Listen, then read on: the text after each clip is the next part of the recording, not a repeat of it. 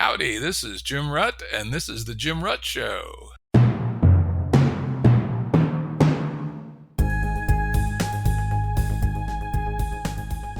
As always, references to online resources mentioned in the episode will be available on the episode page at jimruttshow.com.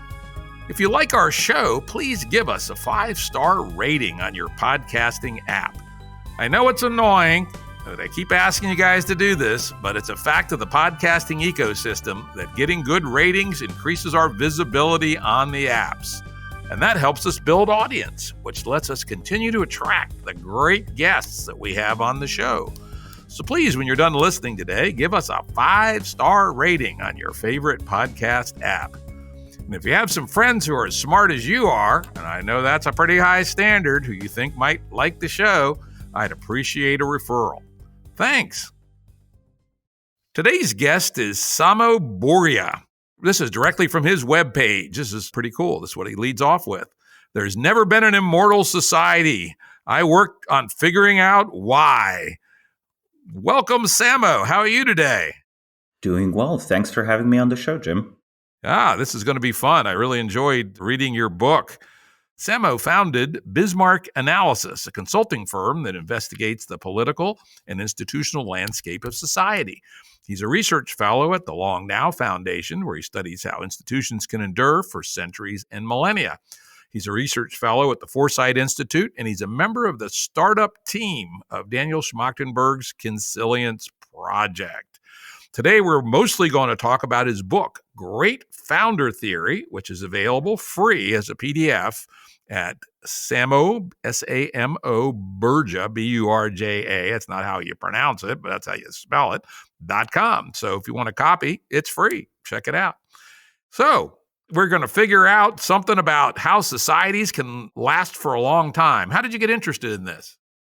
To me, the most interesting part of this question was trying to figure out the nature of, say, scientific progress or any kind of intellectual progress, where I feel like the history books often present this as a history of these unmitigated triumphs, right? Where it's there is an origin to the scientific revolution in the 17th century, all the way to today. There's small incremental progress, new theories, and it works like a ratchet. It only goes in one direction.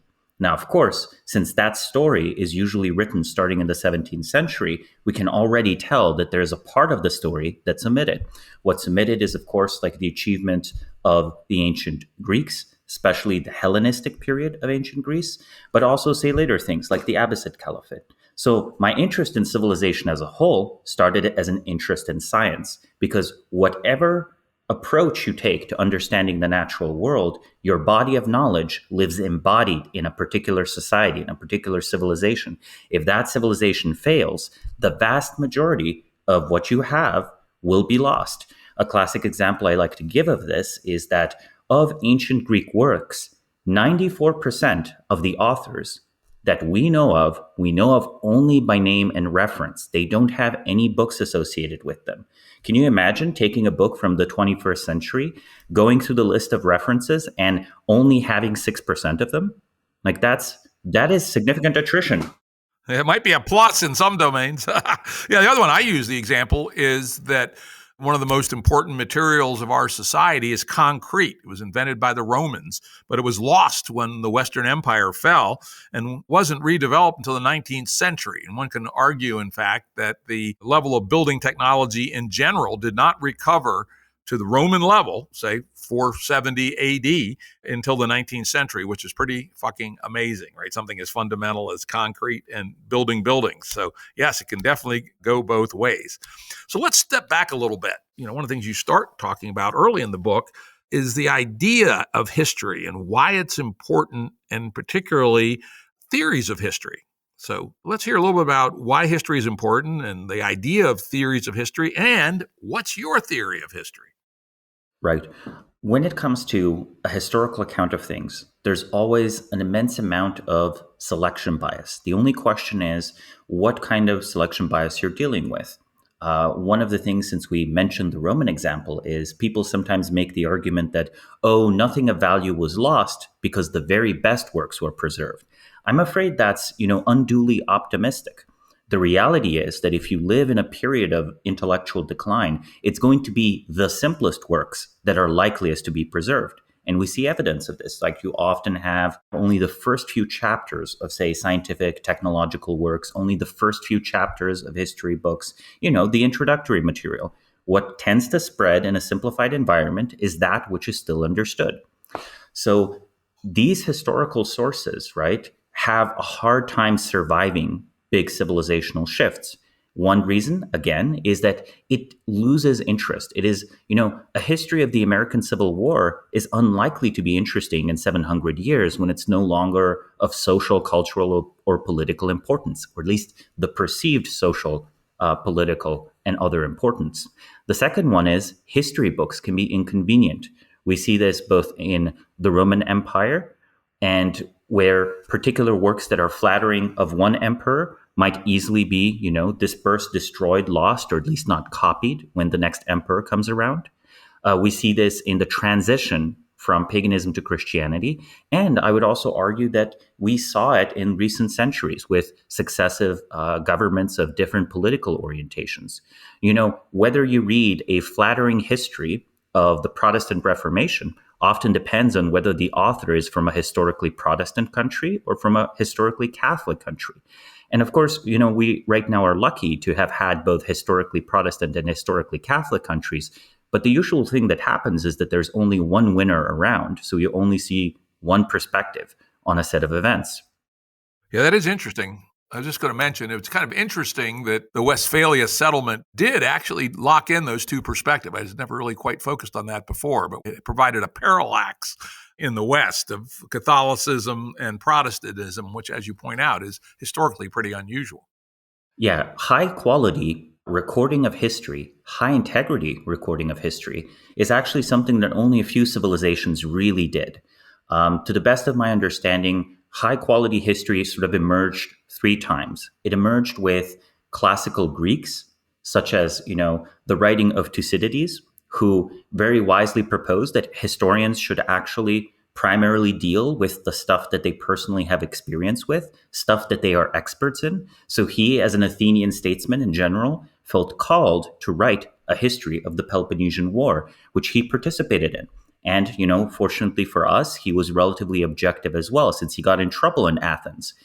Once you're exiled from your home country, you perhaps don't quite see its side of the war as being completely objective. You start being interested in what the Spartans have to say. And the second civilization that did, I think, a very good job of this, though with a much more severe problem of imperial censorship, was classical Chinese civilization. They have very high quality historical accounts, people who were willing to, sacrifice sometimes life and limb to complete their works. The Records of the Grand Historian is possibly one of the best history books ever written, and the author there suffered a very personal cost for it. Rather endured castration than execution for the sake of completing that work. I think that's quite something. The third period that I think has relatively good history is the early modern era of Europe. And, if we're optimistic, we could say it continues until the present day. And if we're pessimistic, you could say that it's starting to peter out in the last few decades.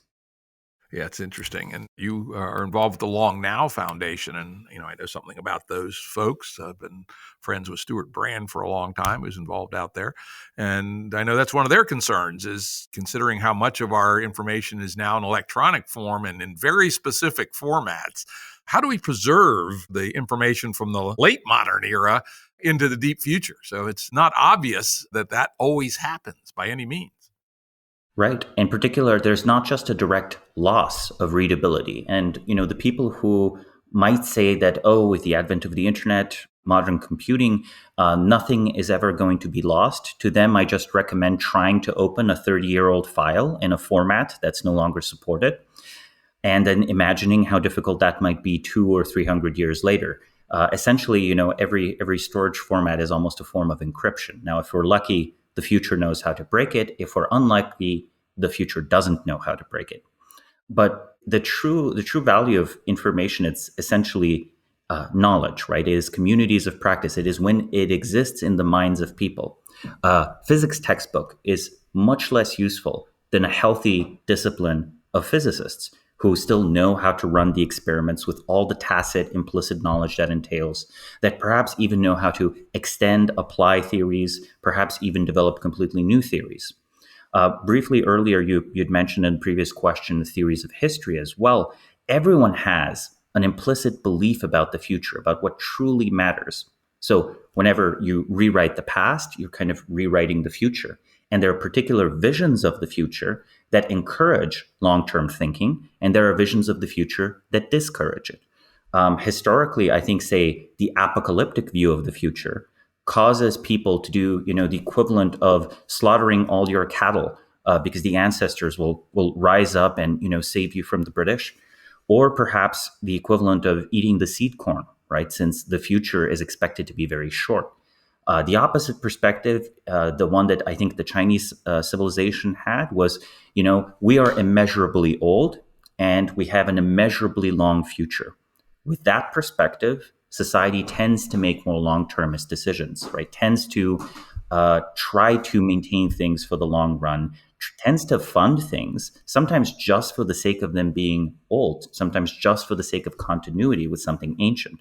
The real end of the Library of Alexandria in ancient Egypt, Ptolemaic Egypt, the real end was actually with about 300 to 400 years where funding had just dried up. The library burning down is tragic, but the real death of that institution was when no longer would mechanics and philosophers be sponsored to study there, right? And books wouldn't get copied. So, what good is a book if no one reads it? That's a perfect transition to our next topic. Something that comes up again throughout the work is the idea of institutions. When you say the word institutions, what do you mean? There's a rather specific definition here where it's related to also a definition of what I colloquially call an empire, which is a particular zone of coordination where institutions are essentially these automated, instantiated coordination mechanisms. Now, if the process is very, very automated, you might call it a bureaucracy. Wait, how could a bureaucracy be automated? It has scribes. Well, in this sense, automation means this proceduralized approach where you break down tasks into very small steps where no participant needs to understand the steps for there to be a reliable output at the end. It's a little bit like, an assembly line in a factory, except it's paperwork. Bureaucracies often go off the rails, so I'm often more interested in self-correcting institutions. You might see something like an institution that functions a little bit like an organized religion, where people deeply, deeply at various levels of the organization believe in the mission of it, and they take it as their divine inspiration to remake it and try to maintain it into the future. You might have something like an instantiation of a market mechanism, right, where knowledge of particular individuals, adaptive individuals, can be factored back into the behavior of the institution as a whole. In general, the best lens to think about these is that these are different social technologies, right? These are a type of software we implement in our minds and in society as a whole.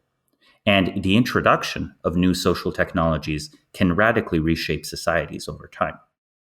Yeah, perfect. That was my next topic. Social technologies. When you use that term, what do you mean?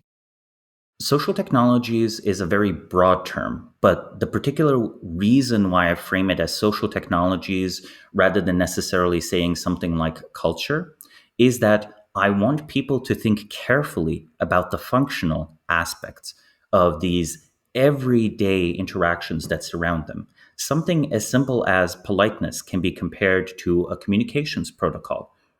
Something a little bit more complicated, like a bureaucracy, might be a machine to fit a particular purpose. Societies can fruitfully be described as either having certain features or lacking certain features. So to say that, the social technologies needed for capitalism were introduced from Western countries to what today we would call third world countries or indigenous societies, thereby transforming them, that's a meaningful statement. There is something mechanistically different between societies as they go through these transitions. And not all societies go through all transitions. Emil Durkheim argued that Protestantism was vital and perhaps an unskippable step in the development of capitalism as he saw it.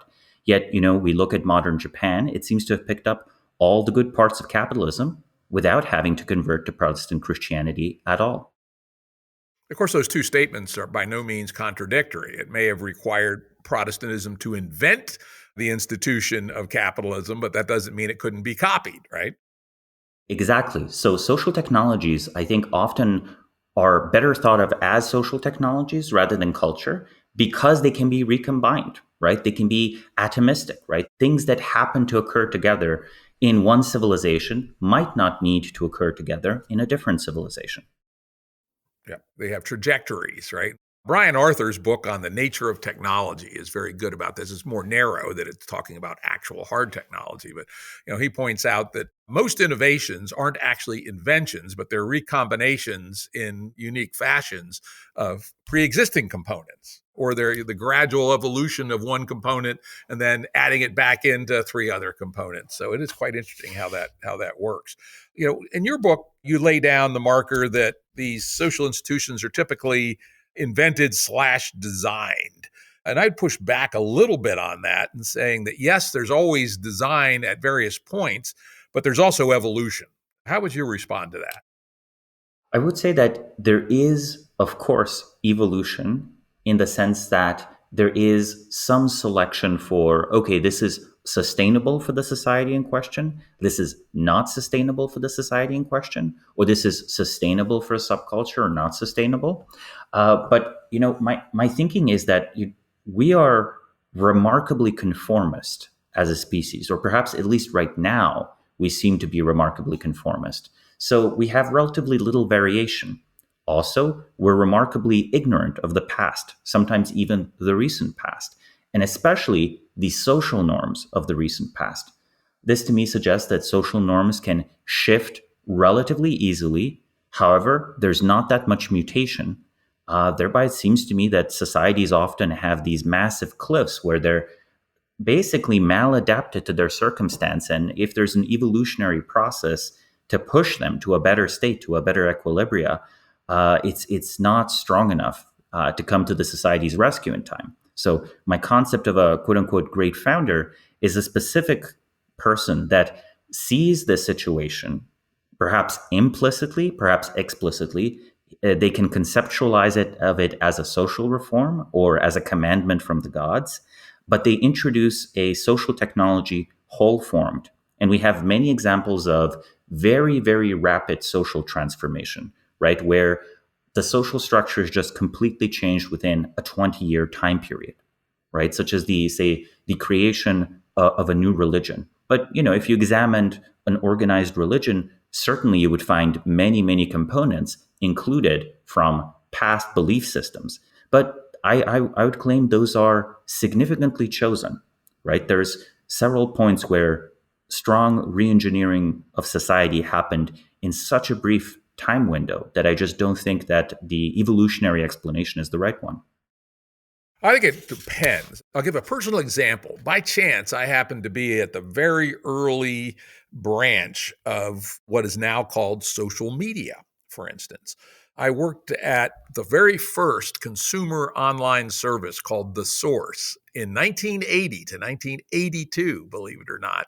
And we had most of what's on the web today. We had home shopping, we had news wires, we had chat, we had email, etc. It was all character mode only, 30 characters a second, which is amazingly slow. And it was really expensive, effectively $8 or $9 an hour. And that was in 1980 dollars, which would be more than $20 an hour now. And so people say, why the hell would anybody use that? And the reason was because there were no alternatives. And so for the very earliest innovators that are interested in what we now have as our network world, The Source was it initially, and then eventually had one competitor called CompuServe. But anyway, when my personal participation was, we had a bulletin board system called Post. And the first version of it before I came on board was pretty bad. And I took on the task of designing the second generation. And so I literally personally designed the second generation of the post system, which actually ended up setting some of the benchmarks for the whole forum version of what eventually metamorphosized through about 10 different evolutions into social media. And I was also product manager for something called Participate, which was a third-party product that we licensed at the source that was a more clear descendant of social media. And we made some specific product decisions that were evolutionary in their nature. And so if I look back at the history from the original Post 1.0, my Post 2.0 through Participate, I can draw a line that goes all the way to Facebook and then to the new things that are happening today beyond that. And every step was evolutionary and competitive. For instance, the source failed. And one of the reasons it failed, I'll modestly say, is because I left in a huff in 1982 when the management refused to accept my synthesis that we were in the enabling interaction business rather than the information publishing business. And our competitor, CompuServe, got that and put most of their investment in building out much improved forums that they called SIG, special interest groups, et cetera. And so the source actually died. It was acquired by the CompuServe for peanuts.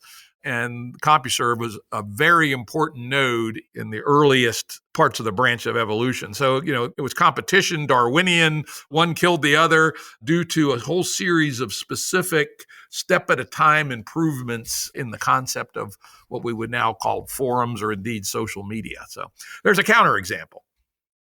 Yes. The interesting thing to me about this, though, is that there is variance among different historical periods, times, and places in the amount of this kind of creative competition that you might see. So, for example, societies such as Imperial China during one of its many phases of decline, or perhaps portions of European history in its development, there was very little change across centuries or millennia. Bronze Age Egypt might be an even better example. So, should we from this infer that these societies were at some kind of evolutionary equilibria? I actually don't think so. I actually think that always there existed the possibilities to jump to a completely different social state. They just weren't undertaken. So I would say that a dynamic, competitive, evolutionary process is much likelier to happen in a society undergoing some kind of intellectual or business or industrial golden age. Such as, again, examples would be the Italian Renaissance, classical Greek city-states, or perhaps Hellenistic states competing with each other. And again, the early modern period, where you have many cities with excellent thinkers and inventors, and they sometimes have similar ideas, and they build off of each other's ideas. And of course, there's also the aspect of military competition. These, however, I think are golden ages. They're dynamic periods. And they're also huge blocks of time with stagnation.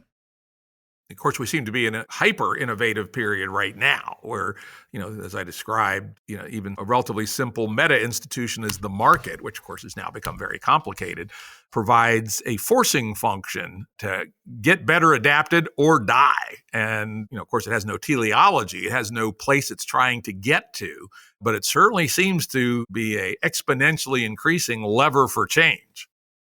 I think it's also should be noted that markets have been or can be tamed, right? It's possible to restrict them now, sometimes to benefit and sometimes to harm.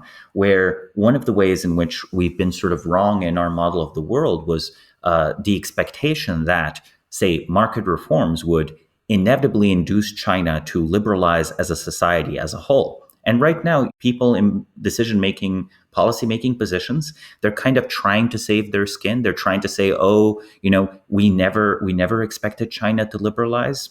But that's just not true.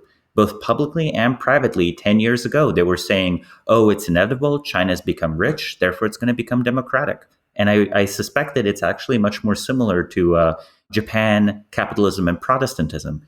Just because these institutions, part of what we would consider classical liberalism, were introduced, doesn't mean the whole package will travel.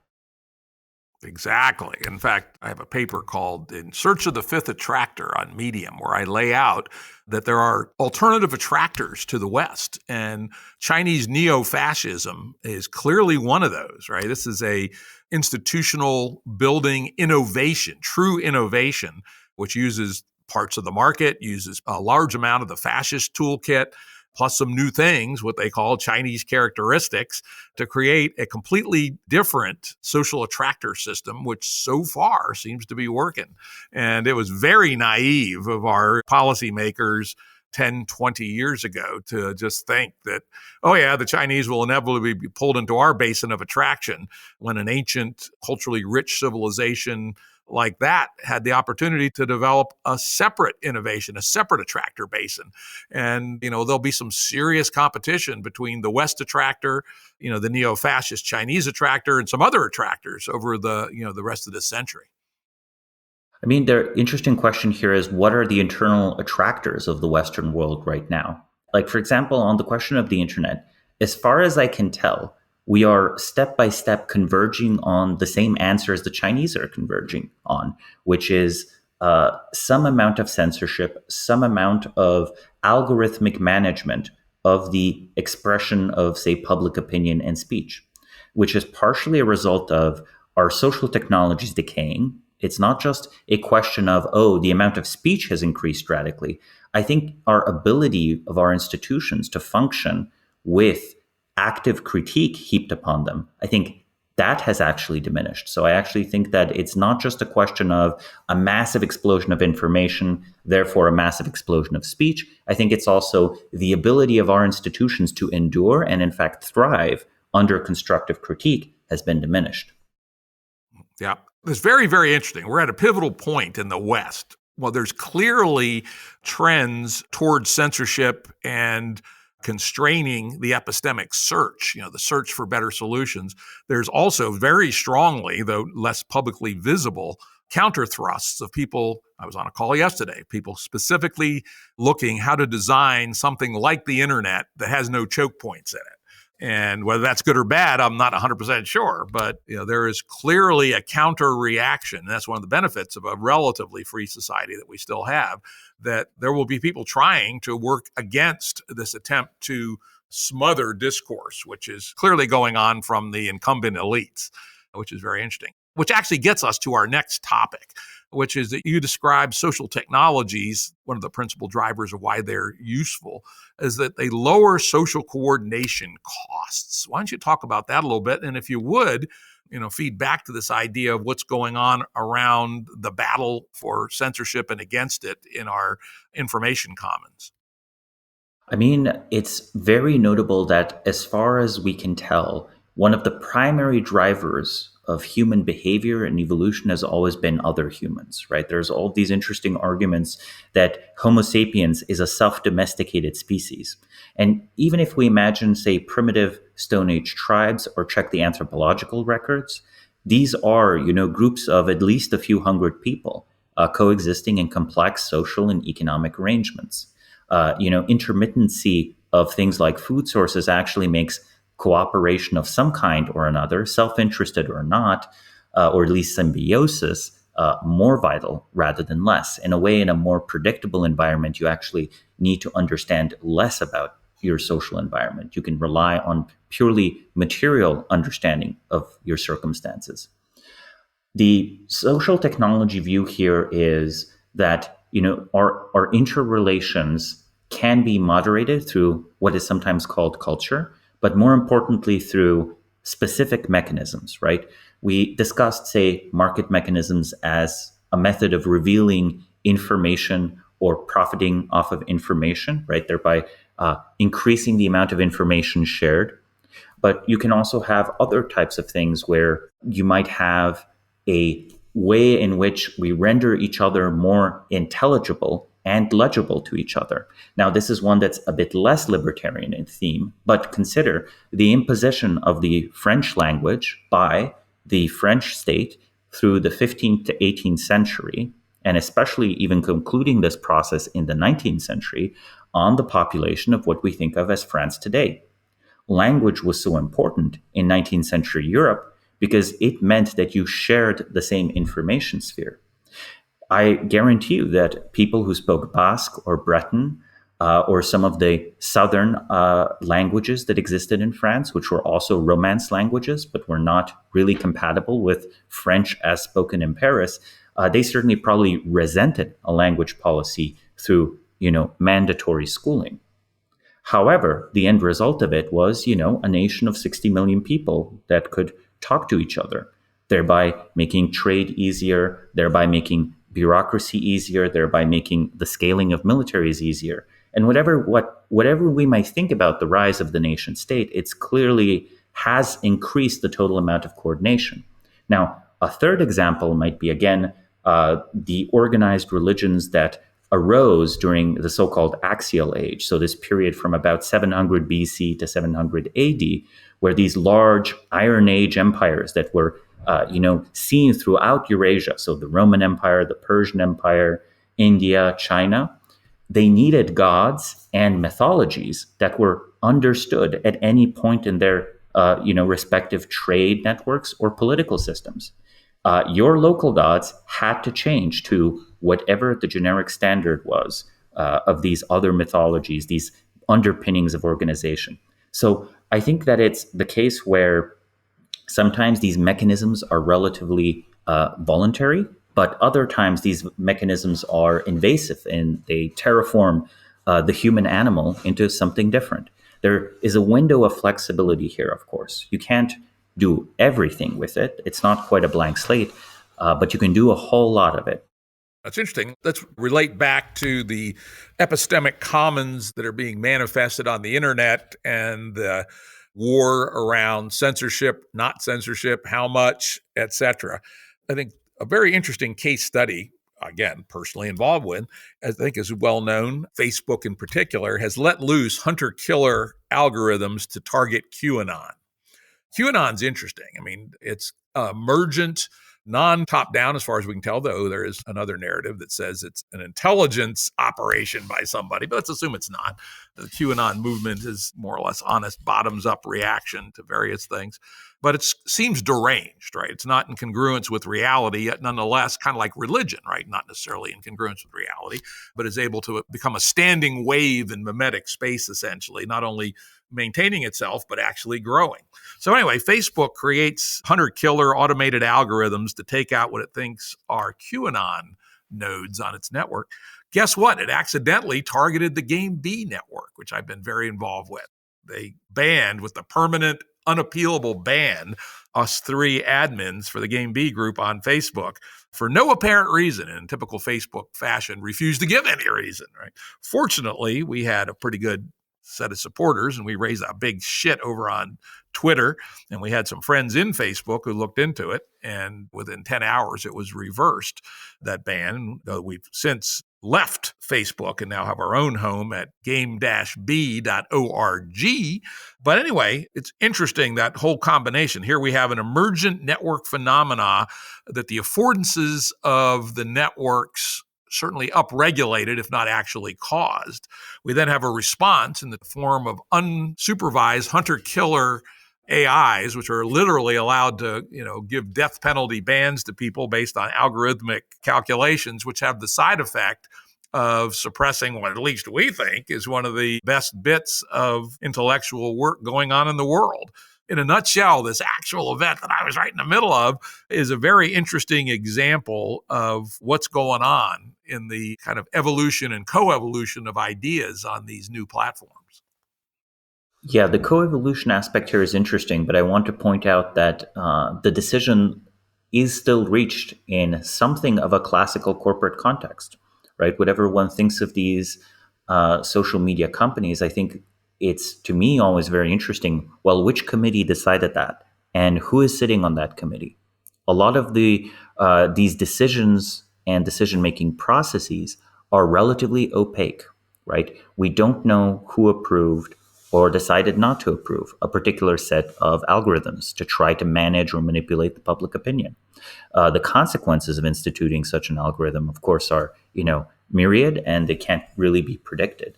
I still think that it's very notable that there was a decision involved that, okay, QAnon is sufficiently divorced from reality. We have to do something about this. We are, in fact, enabling this as a platform. Oh, oops, we made a mistake, right? There were two decisions here, right? The first decision to deploy the algorithm, the second decision to possibly partially redress some of the consequences of that one. And it seems to me that these committees could be made much more transparent, and that perhaps that's one of the things that should be done in the public interest. I strongly agree. I've been, especially after this experience, but actually even before that, I've been strongly advocating that any platform that has more than 5 million unique visitors per month should have a legislated, i.e. social demand, that they only ban people by explicitly saying why, i.e. pointing to 300 words or less of text, which is the policy allegedly violated. 2, that they specifically highlight the utterances which violated the policy. And 3rd, that there be an appeals process. In fact, they come up with a very clever algorithm for the appeals process, which is if you get banned by, let's say, Facebook, you should be able to appeal and put up a stake. And the stake could be any amount up to, I think I calculated, $8 million.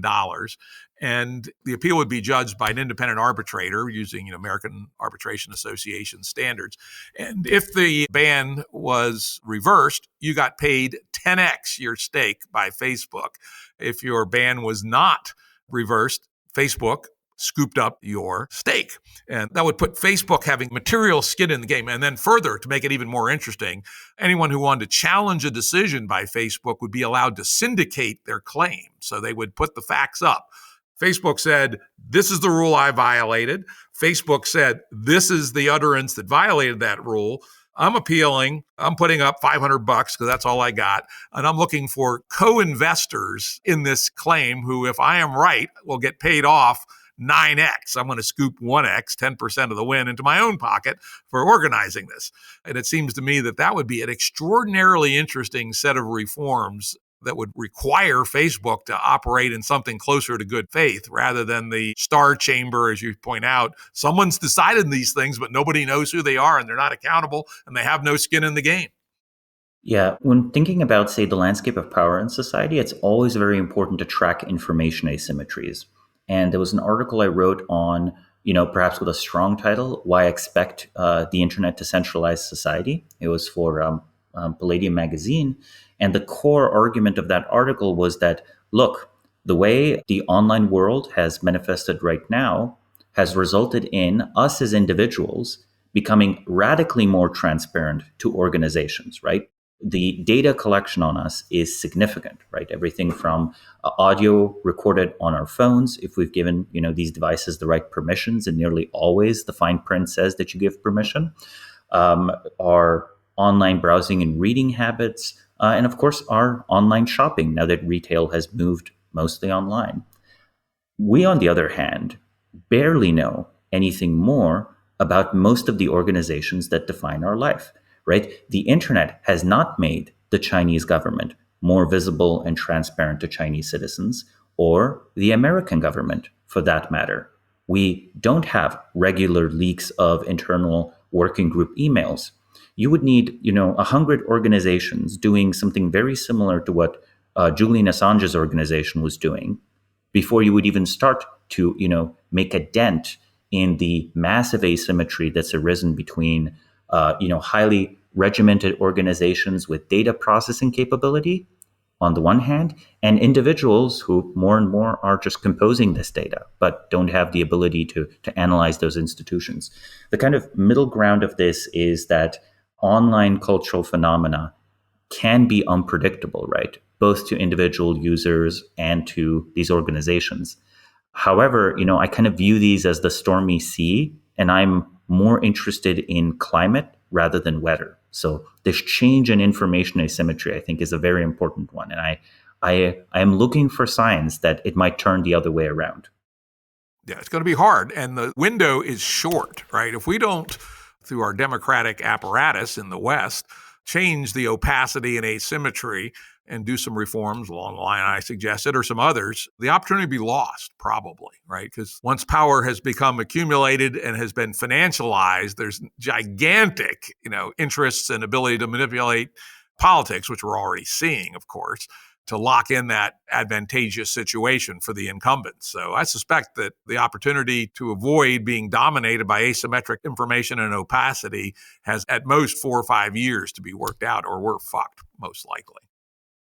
Yeah, the classic dynamic for societal decay is what I call a centralized declining empire. Now, there also exists a decentralized declining empire. But in a centralized declining empire, there is a central power, quote unquote, high, right? That is mostly sustaining itself materially and socially through taxing, either, again, financially or through human capital, through in kind, other parts of society, right?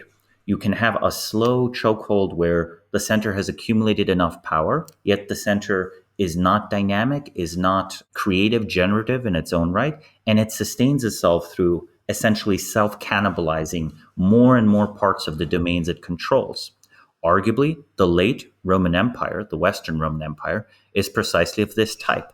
The city of Rome, not being economically productive, kind of slowly chokes off and bleeds off all these other cities, like, the predecessor to modern Marseille or modern Paris or heck, even London, all of these like proto cities that kind of emerged in Gaulish lands and Iberian lands, North Africa, and of course the rich cities of the Eastern Mediterranean, Alexandria, and so on.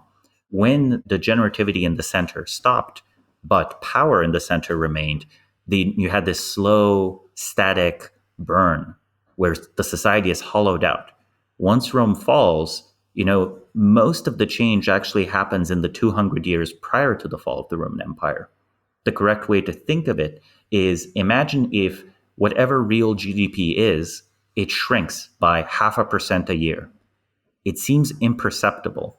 Yet after a century or two, you're living in a very different world, even if none of the, legal fictions of who's in control where, none of those have changed. But the substance of your social reality is completely different. And it's been terraformed by this central political process that you didn't have much control over. And of course, the opposite's true too. I mean, if you look at, let's say, the West since 1700, it's been 1% a year increase in GDP, which compounded has produced a remarkable transformation of material life. Yes, it's absolutely remarkable. And then this is again, there is the possibility of generativity, of expansion. Now, of course, there are some physical limits that are interesting to consider, but purely sociologically, I think that societies aren't, inherently very rational about the amount of resources they have available. Sort of social conditions kind of dominate material conditions when it comes to decisions about the society. If you're on Easter Island, the social needs of whatever the status game between the chiefs is, and whatever the material needs of supporting your warriors or your priestly classes, these dominate any mere consideration of, well, how much land do these islands have? Is it, how much construction can we afford? The social reality guides the decisions. Yeah, Easter Island famously, should we cut down our last trees? And once they did, they could no longer fish, right? Because they used canoes made from trees. And so they lost the most nutritious part of their ecosystem. And, of course, we have the issue of climate change, species extinction, soil depletion, perhaps more subtle things like pseudo hormones into the ecosystem that are reducing sperm count. Our societies are not good at understanding their embedding in an outer context. Yes, because it requires us to represent the outer context in something that is a socially shared reality and maintaining an accurate social reality, what we called earlier the epistemic commons. That's non-trivial. That actually requires several different social technologies. The most interesting thing about Europe a few centuries ago is that it was possible as an English gentleman to practice the scientific method, which often involved telling authorities that they were wrong. And corresponding over large distances with other people who, their material and social circumstances enable them some amount of dissent. And of course, we have great platforms for that today. Think of Archive, the open science platform, where, in fact, in some fields, machine learning, physics, certain parts of statistics, et cetera, the traditional choke-pointed journals become almost irrelevant. And, there's essentially the ability for emergent ideas to form with no obvious gatekeepers. So it's actually kind of interesting that in some domains, at least, we're in a golden age that looks a lot like 1690s, the scientific letters era. We kind of have that again. Yeah, that is, I think, a positive development, though I would again be cautious, right?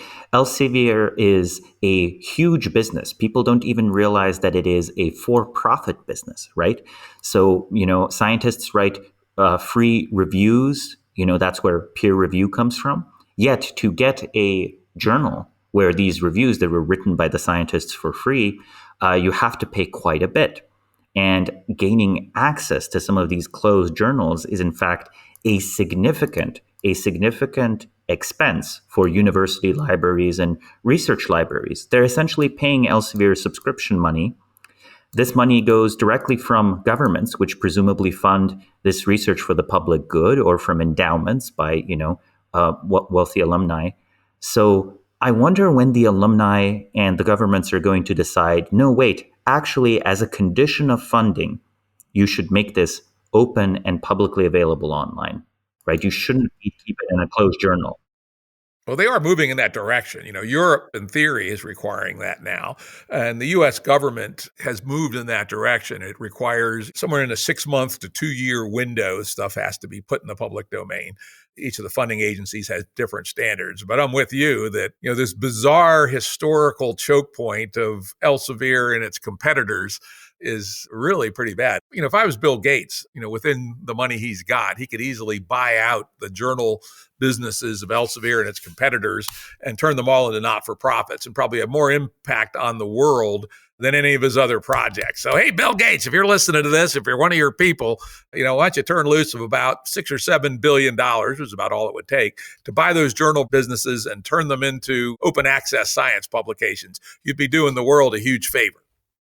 And that would be very much a compounding gain over time. I think one of the great scientific triumphs of our era is understood often as a failure. I'm talking here about the replication crisis. It's a triumph because people even realized that you should try to replicate psychology papers and, sociology papers and whatever. So I would actually argue that the replication crisis in psychology is a positive indicator for our future and a positive hope for future progress, because it was possible. It was possible to do the career-threatening thing of telling other researchers that they're wrong. Yep. We actually had Brian Nozick on the show. He was the guy who led the Psychology Replication Project, and he's now the founder of the Center for Open Science. And I chat with them regularly and indeed help fund one of their important innovations. And this is huge in the sociology of science. And that's the idea of pre-registration. If this becomes general, it will change the game of science in a very positive way. And the idea is that scientists pre-register an experiment that they're going to do with a lot of detail in the protocol. Then a journal agrees to publish the result, whether it's positive or negative. The scientific team then does the experiment, and then the experiment gets published, whether it's a positive or negative result. So you eliminate this very pernicious effect in science where publication is highly skewed to positive outcomes, thus giving scientists at least an unconscious reward for fudging their numbers through p-hacking and other things, such as they can show a positive result, when in reality, the ratchet of science should work just as well on negative results as positive results. And this is something that is right on the verge of happening. There's a number of journals who are participating in this work, and I strongly encourage working scientists to consider pre-registering their hypotheses and their protocols and getting journals to agree to publish the results, positive or negative. The interesting part about scientific culture is, again, this culture of constructive critique and also of bridging the gap between material reality and social reality, right? The agreed upon laws of nature come over time to match more and more, the actual regularities we observe in the material world. It's certainly possible to come at a story of how nature works that is universally socially accepted, yet is just not so. So the maintenance of these epistemic commons is, absolutely vital for the long-term viability of societies. And of course, we have some risk at the moment. There's some wacky ass shit called postmodernism which at least in its debased form claims that science is not a privileged perspective on reality and that, a witch doctor is as good as Johns Hopkins University Hospital. And this goddamn thing seems to be getting some currency in the world right now. And I consider that to be a very disturbing trend. I mean, of course, John Hopkins might be taken over by the witch doctors at some point. One has to have the substance, not just the name of science. And unfortunately, we saw with the recent pandemic that at times public health officials, in the name of saving lives, were lying to the public about the realities of the virus. Right? Masks don't help until they do. The virus is harmless until it's very harmful. And these are things that I think are not sustainable as strategies. I think if you have an institution where, as part of its mandate of, say, public health, it has to engage in what Plato would call the noble lie, right? The noble lie where you misrepresent reality to the unwise because if you told them the truth, they would do, foolish things. I think if you ingest and accepted the noble lie at an institutional level, sooner or later, people start applying it to each other. Right. So it's in a way, it's a type of defection. It's very hard to maintain a norm of internal truth telling and external PR. Right. So I think that that's one of the reasons why I'm skeptical of, say, public health messaging that takes shortcuts. Yeah, the case of the masks is a fine example. I know you guys on the Consilience Project are working on that as one of your meta-news projects. We'll talk briefly about the Consilience Project at the end. Let's get back on my topic list here. We've kind of had some fun diversions I think people find interesting, but one of the areas that you explore in the book is the relationship between technology and society. And you define technology, I think, in an interesting and useful way. You give an example. The archetype of the blacksmith cannot be reduced to a mere individual nor to a set of tools, but personalizes an entire socioeconomic niche, one deeply entwined with our thought and life over millennia. These archetypes are even reflected and entwined with our thought and life over millennia. So technology and society, what do you got to say about that? They are just completely and utterly mutually codependent. You cannot analyze any material technology without looking at how it's made. You can't look at how it's made without looking at what are the people doing to make it. So, if a technology cannot be absorbed productively into a social niche, societies will just leave that technology on the shelf. They won't instantiate it. Right? I think we have many thousands of years of history where the occasional innovation and curiosity pops up as a personal interest of this inventor or that inventor. But unless someone else has a use for that invention, something that caused them to make more machines of the same type or build upon the understanding that allowed the eccentric inventor to build their machine, then it's very soon forgotten. Right? How many times in history has the steam engine been reinvented? We know of at least 2 times, right, when steam engines sort of came into vogue. And one of those times in Hellenistic Greece, when you had Heron's steam engine, it didn't take off. It did not result in massive social transformation. And at a different one, again, 18th century England, it did take off, right? Watt's steam engine completely transformed it. And I think often it is a matter of, can the society integrate this into its shared broader understanding of how things are done? A different example might also be Japan, where Japan, actually having fought a serious civil war with gunpowder weapons in the 16th century, in the Tokugawa era, just banned essentially the use of firearms. As a result, you had 300 years of peace on the island. However, gun development didn't advance. And of course, Commodore Perry shows up with very, very good guns on his boat. And that's the end of that society, right? That society had to transform almost completely to remain viable in the modern world. So what if there was no America, right? What if Japan was its own planet? I think sometimes today we are our own planet with no outside stimulation, and we're probably leaving many very interesting inventions, very interesting technologies on the table because we find no good socioeconomic niche for the practitioners of them. Yeah, I think there's a very interesting distinction, which at the Santa Fe Institute we use, and which I recently discovered another author. I knew other people use this, Matt Ridley's very interesting book, How Innovation Works, who, by the way, we'll have on the show here in about 2 weeks.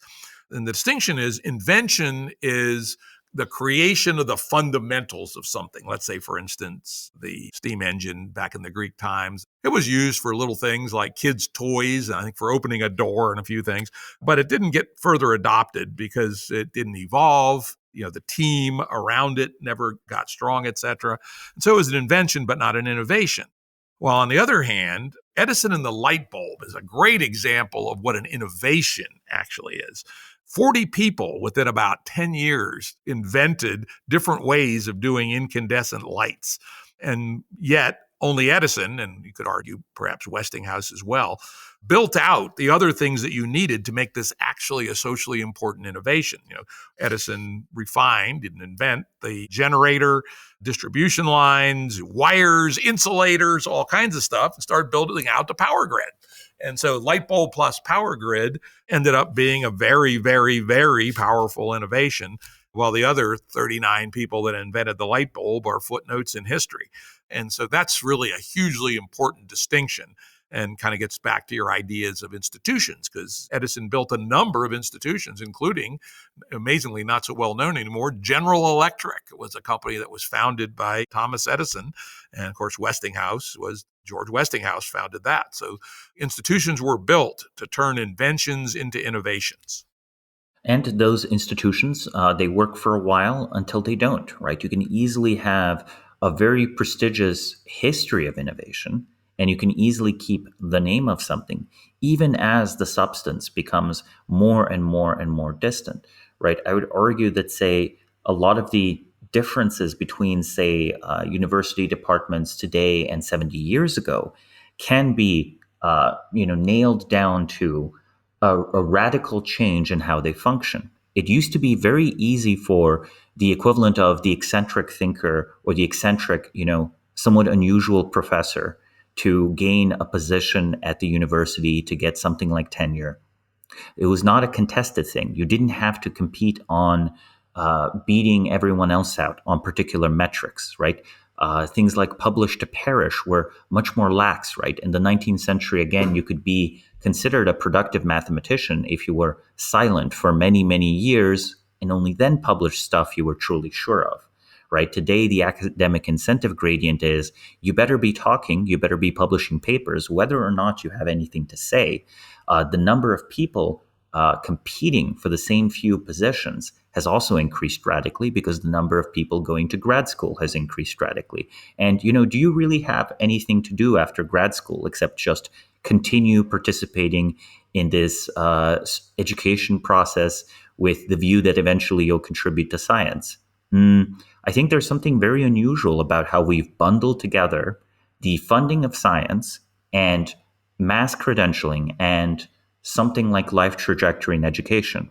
I think it's kind of broken, right? 70, 50 years ago, these were relatively minor effects. Now I feel they very much dominate all sorts of decisions, like decisions who ends up getting tenure. By the time you're deciding whether someone is worthy of tenure or not, they've often already spent decades of filtering, where this filtering was partially selecting for, agreeableness, a regular publication schedule, things that are not necessarily incompatible with, intellectual progress, but they're not really, particularly conducive to it either. You're absolutely right. I'm involved in science governance on boards at various elite scientific institutions, and I can tell you that you have to work extraordinarily hard to avoid that. And truthfully, very few institutions and almost none that aren't at the absolute top are able to do so. I think Peter Turchin has a very interesting insight on this, and he calls it the overproduction of elites. I'd actually reframe it and call it the overproduction of elite candidates. And you're right. I graduated from undergraduate university in 1975. So what was that? 45 years ago. And at that point, the pressure was a lot less than it is now, because through a whole series of ratchets, we've overproduced PhDs in almost all disciplines. The famous story of all the PhD physicists that are working on Wall Street might be as many as half of them, right? And so that leaves those who actually want to be physicists caught in a kind of whole series of gestures that may have very little to do with physics. How have they managed their ideas so that they can maximize the number of papers they publish? They actually teach this in graduate school now, how to take a research program and chop it up to maximize the number of publications. What the fuck, right? Why should somebody be doing that? And yet the institution of, elite physics departments literally teach this as part of their apprenticeship program for PhDs. So yeah, and this is, I would say, not by anybody's design, but it's, an emergent phenomena of the quest for funding dollars, the development of the peer-reviewed journal as the gatekeeper, the massive administrative growth in universities. So it's a weed that's grown up without anybody saying that's what they wanted. Yeah, I think over time, one has to continually readjust the machinery of society if you want to have particular outcomes in mind, because the unforeseen consequences multiply. Entropy is the natural state of things, and something that might have been a very good innovation at one point, something that where say even the institution of something like student debt might have at one point seemed like a clever way to increase the affordability of education, and as of course perversely, because universities have no reason to ever reduce their fees, resulted in college education becoming something that possibly wipes out all of your middle class savings. Yeah, it's ridiculous. I'm a perfect example of both, actually. I was working class kid. My father was ninth grade dropout, and definitely not from any privileged background. But I was sort of able to patch it together to go to MIT, in part through low interest Defense Department loans. But I doubt I'd even consider applying today, because elite university expense in the United States is now 4x what it was in the 1970s after controlling for inflation. 4x. And unlike medicine, as far as I can tell, it's no better. It might be worse, probably is worse than it was then. The only other field that's exploded in cost like that has been medicine, but it's delivered a tremendous amount of functional change. Universities gotten hugely expensive in part because, hey, if it's a status symbol, it's highly valuable, there's no constraint on cost, and so off it goes. And debt has helped fuel that to make it, at least in theory, affordable, even though it results in debt slavery for an awful lot of people who don't make it all the way to the elite of the elite. I was able to pay off my student loans in 1 year, save my money really, really stringently, and I was a free man 1 year after college. I know people today who are in their 40s still paying on their student loans. This is fucking nuts. Again, I don't believe anyone designed our system this way, but this is the way it has evolved. Well, the functionality versus non-functionality here is, I think, a useful distinction, where I think that, many functional systems, I think they usually required a rather clever design, and they have a bounded set of operating conditions in which they deliver basically what was the desired outcome. However, over time, both circumstances change and mechanisms break, right? Things are routed around. Either in the organization or in the legal environment or the cultural aspect of it, where the machinery of whatever institution that was once set up, that once worked very well, even if in name it remains, it no longer works very well, right? I think in name, we are spending more than ever on science. In practice, we are spending more than ever, on a type of white collar careerism, where you're sort of trying to produce these very small, very defensible pieces of weaponized information. I even hesitate to call it knowledge. If right now you have a preferred policy position, for example, you can hunt for a white paper that supports your position. The think tank industry has you covered.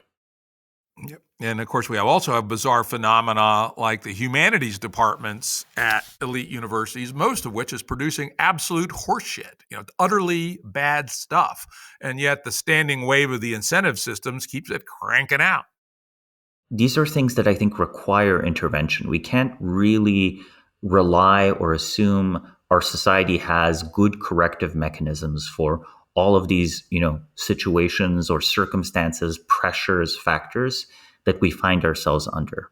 So in a way, society is always like, an unfinished building, not necessarily immediately near collapse, but certainly something that requires active maintenance, where maintenance is a reimagining, right? It's not keeping things the same. If you have termites in the beams supporting your roof, or rather perhaps beetles, that's a little bit of a slower process. Well, you better be hunting for some new tall trees, right? You better be hunting for new wooden beams. And perhaps you have to ask yourself, well, do I still need a dining hall, or might we redesign this to be an open air court? And society as a whole is this huge complex of semi-abandoned buildings. Some buildings are in operation, or a different metaphor might be that it's a complex ecosystem of interdependent institutions. It's a forest, right? It has some old healthy trees, it has some old dead trees, and it has some saplings. The question of what is the risk of fire, right? Or which species can be introduced to the ecosystem productively for the health of the whole forest, the whole complex ecosystem of interdependent, interrelated, mutually competing institutions. These are not trivial. These are not trivial questions. Indeed. Let's jump to one of my favorites. You talk about social technologies and the adoption of technology and essentially the social machinery around that, particularly in, you don't quite call out it specifically, but I would call it the industrial Taylorist era of ever more scale on one side and ever narrow specialization on the other. I think one of the most interesting aspects of the 20th century is how similar the industrial societies were in some ways. Like, you could say that perhaps the true unifying, the secret M theory, the unifying political ideology of all 20th century states has been Six Sigma, right? This is where you try to the best of your ability to eliminate variance in a production line.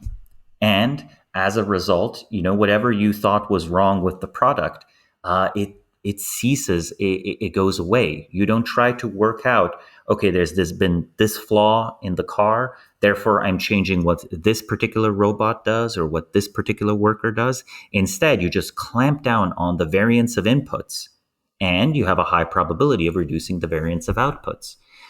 Things like our schooling system, right? Again, designed with this very Taylorist mindset, where things are measured ever more infinitesimally, right? Where our best idea of how to achieve meritocracy is more competition around SATs, or more competition around something like extracurricular activities. And furthermore, where the breakdown of things into disciplines must happen in order to make something socially legible, whether or not the subject matter really is divisible into that. This goes beyond education to, say, most management techniques in society, right? Arguably, under what is sometimes called management, we actually smuggle in all sorts of interesting political and epistemic assumptions that just aren't so. Yep. And where I like to take this is that while Taylorism, and Six Sigma and incremental improvement and the ratchet of more and more specialization is a hill climber with respect to the financial domain, it by no means is guaranteed to increase human well-being. And in fact, the sociologists have a term for it, anomie, which is the idea of people living meaningless lives. Well, actually reminds me of my first application of complexity theory in business when I was de facto CTO and internet strategist at Thomson Corporation, now Thomson Reuters, which was a large conglomerate with operated in 6 different businesses, $8 billion a year in revenue, 50,000 employees. And most importantly, we did about 80 acquisitions a year, most of them tiny. So anyway, I had been reading in the literature of evolutionary computation, and that literature is full of the analysis of fitness landscapes. And I had this aha that watching the behavior of my fellow executives and even myself when I was in the line operating role, which I had been for a while previously to being CTO, is that the bureaucracies tend to climb the hill and entrench on the hill that they're in and not think at all about the fact that there are other hills around that they need to be concerned about for 2 reasons. One, as you said, the maxima that you're on may not be the highest one. And the other, which few people talk about, is that business is a co-evolutionary context. Hills are growing and shrinking all the time. And in fact, part of our hill system was shrinking. We own some newspapers, we own some print college textbooks. And as it turned out, using this analysis, we got rid of both of them. So, I had some ideas like every business person that, controls or is an important player on a hill should look around, see what other hills are nearby. Are some of them connected by ridges where you don't have to go down very far to get there and attack the other peak? Or do you need what we called a Death Valley attack, where you go down the hill and up the other side, which is very expensive? We did a couple of those, but we made sure we had enough supplies to operate our war wagons to cross Death Valley. And if you don't, you'll die in Death Valley. That's why we call it that. And then the final strategy that we developed from this is we called parachute attack, which is suppose there was a business out in the distance that we saw was a hill coming up. Let's call it the internet in 1996, right? It may be that there's no obvious connection to a business that has some reason to believe it has expertise that's relevant. So instead, we attack by parachute and we acquire 3 or 4 companies in that domain and then use our strong financial and operational resources to attack from there. So there was an example of using this kind of fitness landscape thinking in a very tangible way in a quite prosaic, bottom line driven business. The interesting thing about business development is further how it always sort of interacts very deeply with what the predominant culture of a society and also with the regulatory environment, both of which are driven by dynamics that are often outside of the control of a particular business. Yeah, fortunately, in our case, not so much. We were operating a bunch of little niches, and as long as we kept our acquisitions under $50 million, which were most of them, we were not subject to Scott Hart-Rodino review. And so we exploited that regulatory loophole to do a lot of this stuff. From time to time, we'd do a mega acquisition, and then we had a whole team of fancy lawyers in New York who knew how to tap dance their way through the antitrust process with the minimal amount of problem. And in that case, it turned out the parachute attack scenario was not subject to antitrust at all because we weren't in businesses that we had any obvious dominance in. And when we were exploiting instead our organizational capability, our low cost of capital, and our ability to do global tax planning in a truly predatory fashion. So we weren't subject to antitrust at all in those cases. All right. Well, those are some interesting war stories. Oh, yeah. One last thing before we move on to our next topics. The social technologies and technology and markets. You allude to it, which is that in late modernism, let's say starting around the 20s, the understanding of psychology started to become an important tool in the development of needs, in the development of marketing. And you mentioned Sigmund Freud's nephew, Bernays, who wrote the famous book Propaganda. What you didn't mention was John Watson. He was the leading psychologist in the world. He got ran out of academia for having an affair with his 21-year-old graduate student, and he went to work for J. Walter Thompson, the largest advertising agency in the world. And he brought the insights from behavioral psychology to the world of advertising. And the world has not been the same since. So maybe you could talk a little bit about how our social technologies in the context of technology and business also involve the purposeful manipulation of the human psychology. Yes, like one of the more interesting examples here that people regularly use is the introduction of cigarettes as torches of freedom, right? Something that might be seen as hedonistic can be reframed as something as nearly virtuous or excellent, right, for women in a new social environment. You basically pair up the consumption of a particular material good with what you claim or what other people already believe is a desirable social role, right? One of the classics is, well, who consumes this item? Don't you want to be them? Don't you want to be like them? And to me, the interesting positive aspect of this, right? There's the negative predatory aspect where people are inclined to pursue roles that don't have, a substantiated actual social reality attached to them. That's sort of the negative one. But the positive version of this is, in a way, we could see marketing as a great American innovation. Arguably, no other society in the history of mankind was capable in rolling out completely new ways of doing domestic economy or workplace economy as the US did. You essentially saturate the media with depictions of role models of how to use things. In a way, you're inducing desires. In another way, you're essentially running a mass education program. And you saw both high and low integrity versions of this, right? The machinery of advertising could be deployed straightforwardly during World War II as, say, political propaganda, helping the war effort, or for campaigns such as public health and so on. The long-term effects of trying to deploy these tools for such behavior modifying updates to the social code, though, I'm not sure that's sustainable. It is a self-exhausting innovation where these shortcuts, these behavioral shortcuts to bring people into new social behavior patterns before the actual reality changes around them, before they had the time to really deeply understand what it means or doesn't mean to be playing a social role. Maybe that was eroding some deeper cultural reservoirs.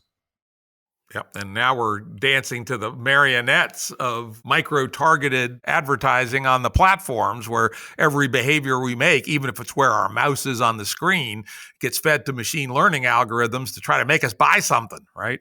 So we've reached an apotheosis of this phenomenon. And again, God knows if it's good for us. My guess is it's probably not.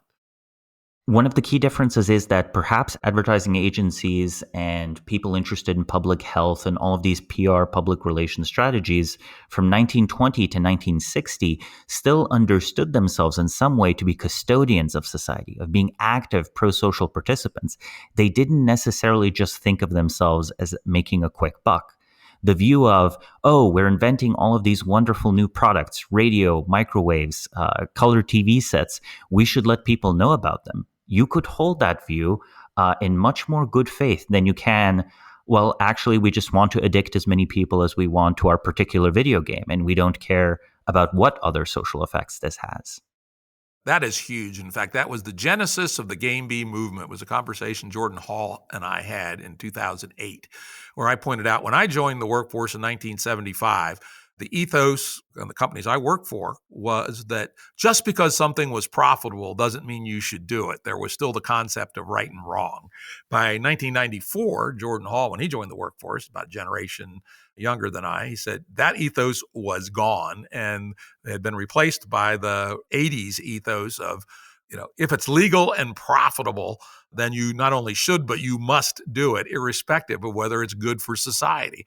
Then the next evolution was, is it arguably legal and is it profitable? And then the final destination, which we both figured happened by the mid-double aughts, was if you're caught and the costs of being caught are less than the benefit of exploiting the violation, then not only can you, but you must violate the law. And, think about Facebook and Google as two examples. They've been constantly caught by the regulatory agencies and fined, in some cases, billions of dollars, but they keep doing it because they know that the win from violating the social norms and the legal requirements is way greater to build their empire than paying even $5 billion worth of fines. And so that's the moral framework of late-stage hyper-financialized capitalism, and it sucks. And that's why we're building Game Bee as an alternative. I mean, very, very directly, yeah. Yeah, exactly, right? Well, let's move on to some other interesting things. Your time is getting short, unfortunately. We could talk for 2 hours easily. One of the key points you make is functional institutions are the exception, not the rule. Talk about that.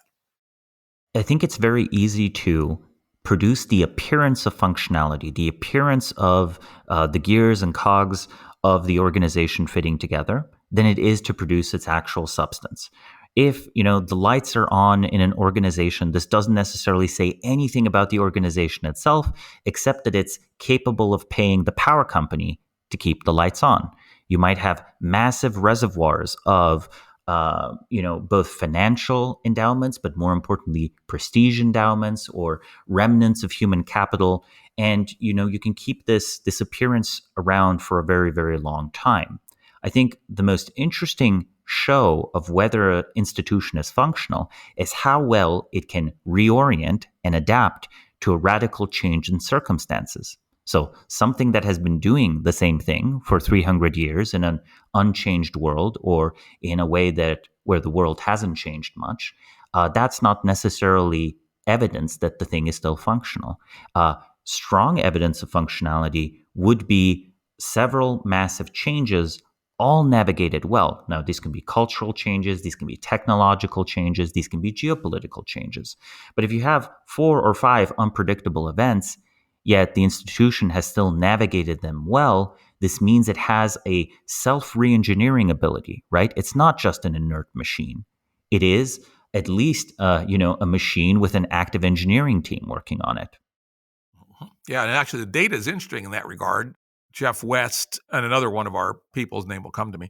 They've been gathering data on the longevity of various kinds of institutions. And they found, for instance, business firms actually die off at a predictable power law distribution rate. It's very unusual to find a company that's more than 100 years old, and there are no companies more than about 800 years old. While cities, on the other hand, the oldest city on earth is probably Damascus, and it's 4,000 or 5,000 years old, and it's not clear when it would die.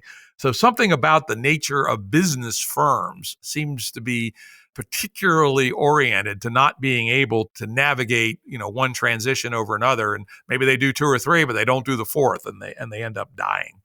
Another distinction you make, which I love, and I'm going to start using this, is live players versus dead players. Tell us about that. Live players are operating in a responsive, creative way with regard to their environment, right? It requires an active perception of your environment. Dead players, on the other hand, they might be doing very well right now.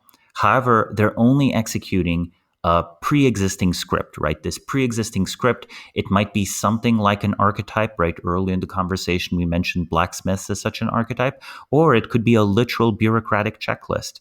And again, the massive change in circumstances might quickly reveal who is a live player and who is a dead player. The results are sometimes very surprising because the usual outward signs of success might have been accumulated due to chance or accumulated in a previous period where you were still paying attention to the environment. One other way of thinking of it is that many dead players are people who've fallen asleep, who've been going on autopilot, who have not needed to perceive their environment for a very long time. Yep. You gave the example of a possible dead player is Apple, and I think you might be right. The most valuable company on earth, huge prestige. Their brand is considered by far the most valuable brand on earth. And yet, what have they done recently? Not a goddamn thing. They seem to be on the mission of economic optimization and stacking up cash to a ridiculous degree. Now, an interesting test to see if they're a live player or a dead player is, do they actually deliver on a world-shaking self-driving car? That would be, I think, an interesting sign on whether they're a live player or a dead player. Any speculation? Because you mentioned it in the book, Apple as a possible dead player. Yeah, my inclination is that likely a dead player, because in a way they've become sort of a high-end luxury brand. However, it's a high-end luxury brand, or at least has the appearance of it, that hasn't changed its fashion in 10 years. In a way, it continuously asks the question of what would Steve Jobs do? How would Steve Jobs design this electronic device? How would he want it to be used? Well, Steve Jobs didn't ask that question, right? He would have probably changed the style of the company radically, right? The correct way to style machines, UIs, and so on in 2008 should be very different from 2021. Yet the aesthetic continuity there is, very much apparent. Now, you bring up the possibility that they might engage in, developing a proper self-driving car or jump into other industries. I think the example of Google here is instructive, where Google funded a project to pursue a self-driving car. I personally was very optimistic when I heard about this. I thought that we would have self-driving cars built by Google within 5 years or within 10 years. We certainly didn't. And I'd be very happy to bet against us ever receiving such a product from Google. So in a way, Google was maintaining the image of an innovative company so that people don't think of it as a search engine monopoly, right? Because a search engine monopoly, that might invite pushback. I wonder whether Apple is making a similar decision, something that's for show, but no real desire to deeply restructure the company into something that could be also a car company. Yeah, we'll see. I mean, I follow this area pretty closely. We had Shaheen Farshi on episode 94 of the Jim Rutt Show, who's a venture capitalist who also worked in the self-driving car businesses at General Motors and knows a shitload about it, and had the most non-BS evaluation of where self-driving car tech is. And he's still hopeful. He believes it'll take a lot longer than the zealots thought. There's no way, obviously, it's going to happen in 2021. But by 2030, it might. This is the famous statement that we tend to overestimate progress in technology in the short term and underestimate it in the long term. So I would not write off Waymo. In fact, we both agreed Waymo might have the best shot of all still of delivering at least the technology. Whether they have the capacity to take it to market and turn it into an innovation or not, it's less clear. Somebody like Tesla or Ford or General Motors or Toyota or one of the Chinese companies may have a better chance at creating the innovationary context around the invention. And Apple, again, this will be an interesting test. So let's move on. Another idea that, again, I'm stealing it. I'm using it. The idea of borrowed versus owned power. Tell us about that. Borrowed power is something that has been lent to you, right? It's something that you have received on behalf of someone else, right? The very classic example of this might be, in politics and political theory, where at one point the monarchs decided that they would replace a feudal structure of like personal oaths owed to them with something of a bureaucratic structure, right, where they're salaried civil servants. At the very start of it, the salaried civil servant was completely powerless next to something like a monarch. However, you wait 10, 20, 30 years, especially after there has been a succession, and suddenly the new king has no idea of how things are done, but the civil servant is the same. So there was a transformation during that time of what was once for a bureaucrat borrowed power into owned power. And I think a lot of this is done through information asymmetries, where you have something called the principal agent problem. If I say wanted to hire an intelligence agency to keep secrets for me, well, that's a terrible market. If they're any good at their job, they can obviously keep secrets from me, and they will have some relevant conflict of interest. So one of the historically interesting details for me is, say, in the political development of the Soviet Union, where the KGB, at one point a straightforward instrument of terror for Stalin, after Stalin, comes to dominate Soviet politics to the point where in 1985, it's an open question whether the KGB or the Communist Party is the stronger organization. So be careful who you deputize, how you deputize them. They might, over time, having come to understand their own position much better than you do, actually constrain you in a very relevant way. Now, the best forms of power, of course, are things that no one can take from you, no one can lend you. Arguably, knowledge is such a form of owned power, right? Anything you have actually insourced, where you're not relying on someone else's understanding, that's pretty reliably yours. Yeah, it's funny. When I was reading this book, caused me to do a lot of introspection.